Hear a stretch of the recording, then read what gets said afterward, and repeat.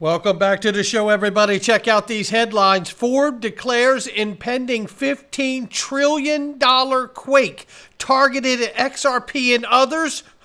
We got that and so much more. Somebody roll that beautiful intro.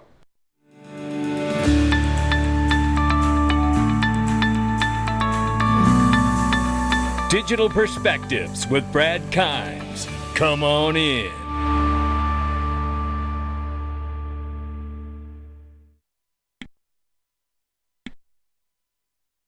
Try this again. Welcome back to the show, everybody. You can follow us on Twitter and YouTube. The current market cap for crypto is $1.21 trillion. The market is off by 0.7%. Bitcoin still over 30,000 right now. 1872 and change for Tether, and 1872 and change for Ethereum, while Tether is 83.2 billion plus. I am glad it's Friday, ladies and gentlemen. I don't know about you.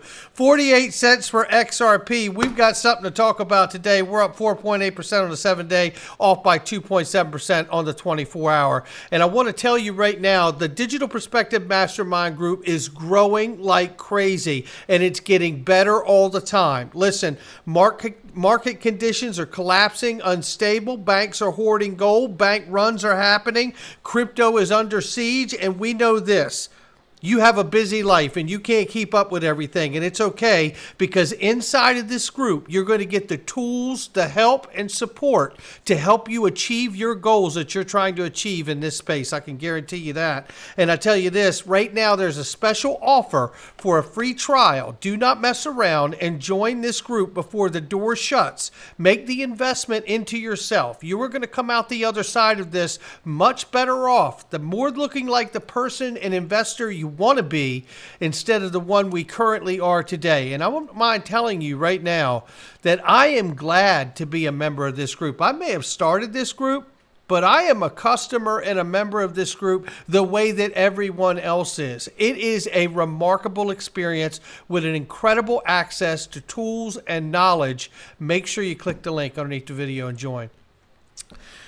This is a reminder here for our Friday. UK solidifies stablecoin regulation as the House of Lords approves the bill. It's got to go another step, but we still know that that's a step further than the U.S. has got. And we see U.S. Securities Exchange Commission could have acted deliberately when it brought charges against Coinbase hours before Chief Legal Officer from Coinbase was set to testify before Congress. This comes from former CFTC Chairman Chris Giancarlo and the head of the Digital Dollar Project. And this is what he said here that we're going to want to know about. He says here, Chris Giancarlo said, from his experience in leading a federal agency, the move appeared to be deliberate. That's politics, says Giancarlo, said on Thursday. He says here, the SEC accused the crypto exchange on June 6th of willfully violating federal securities law when it listed unregistered securities and offered its staking program. Hours later, Coinbase Chief Legal Officer Paul Grewal appeared before the House Agriculture Committee to testify. This is the approach and the tactics that is being used by the SEC and Goldman Gensler, and I tell you, it's despicable while the rest of the world is taking off. We get more disapproval here as well, talking about the ETF approvals that we've been waiting for more than a decade. Listen to Perry Ann Boring from the Chamber of Digital Commerce. Take a listen. Well, we think it's political that one has not been approved. We've done a deep study of the industry's attempts to bring a spot Bitcoin ETF to market, which spans a 10-year history. And through our analysis and our review of all of these applications over the past decade, is the SEC keeps moving the goalpost of what the industry needs to do in order to bring a spot Bitcoin ETF or any spot crypto ETF to market. We have documented how the SEC is holding Bitcoin to a completely different standard than other commodity market ETFs. We believe it is in the best interest of retail investor protection to bring a spot Bitcoin ETF to market now. There's no reason to continue to hold this up. We are encouraged to see this new round of companies apply for one, and it's our hope that one is brought to the market soon. I tell you, we're going to watch it closely because all of this speaks to what we're looking for, which is regulatory clarity, and we haven't yet got it. And remember, we could be waiting for a decision. Fridays have been good for us in the SEC versus Ripple. Maybe this Friday will prove out to be good. Just in, German software giant SAP is testing cross-border payments using Circle's USDC. Come on in. This is the kind of adoption I want to see, ladies and gentlemen. And here we see the IMF, the International Monetary Fund, taking a bit of a turn when it comes to crypto, now saying that countries banning crypto may not be effective in the long run. Look, this is really a broad acknowledgement that you can't stop the technology. And if you're going to have a chance to be a part of this, you're going to have to use regulation to do it. Normally, in most regulatory settings, they regulate entities. But the reality here is with this technology, you have to embrace the technology. And believe it or not, Jay Clayton said that when he was at the head of the SEC. Because if you don't, it will innovate around you. So the real way to regulate it is not by regulating the entities per se, but by regulating the activities on this protocol, just the way you do cars on a highway. It was referenced by Brian Brooks and Chris Giancarlo. You have to ask the question that Molly Elmore is asking here. Why now? You know, with everything that we're seeing, why now? Well, we're going to talk about that in just a second here because Forbes declares an impending $15 trillion Quake targeted at XRP and others. Now, we take a look at this article, and you're going to want every single bit of it here. It says, in a recent report, Forbes magazine sounded the alarm, alerting that an unprecedented seismic shift is hurtling toward the crypto market, with XRP at the epicenter. This is obviously based on the news that BlackRock and Fidelity were applying and filed for a spot Bitcoin ETF. But the argument goes much broader than that, essentially saying a sign of the storm ticked last week when BlackRock was the world's largest asset manager, announced its intention to plunge deeper into the crypto realm, specifically BlackRock, which has assets worth $10 trillion under management.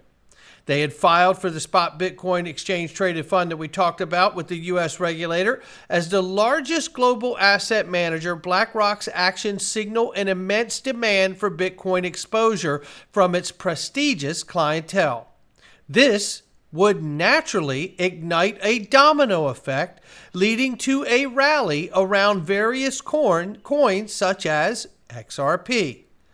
Investors worth $5 trillion are ready for XRP. Additionally, Forbes argued the possibility of a storm rocking the crypto market following a stunning revelation from Laser Digital, a digital asset subsidiary of banking behemoth Nomura.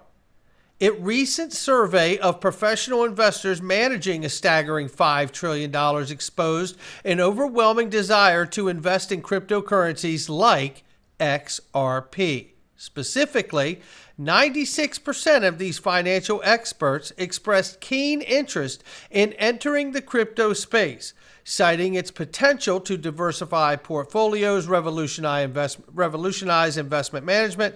82% of the respondents displayed an optimistic outlook for Bitcoin, Ethereum, and XRP, while 88% confirmed that they or their clients were actively considering crypto investments. Now, what's interesting about this to me is this comes back to the idea and understanding that the case, the SEC versus Ripple case, we have to ask ourselves, what would happen if XRP gets a favorable ruling from the judge in this case? What would that $15 trillion do once they see that quite possibly XRP could become the only digital asset out of the 20+ thousand that exist today with legal clarity? How much of that $15 trillion Quake would come in and target XRP based on its use case and clarity? And then that reminded me of an old theory called the Shane Ellis theory. And that is basically when large institutions come in and buy up the secondary market exchanges of all the liquidity that's available. That's right. That would mean an asset under management company like BlackRock or Fidelity or all of them together, Nomura, come in and buy up all the buy and sell wall order books, buy it all up and run the price up to whatever the highest order book is to get it all in their pockets instead of ours. That's how powerful a out and outright win could really be for Ripple and the digital asset XRP. Not financial advice from me or anyone else. We need that ruling from that judge. I'll catch all of you on the next one.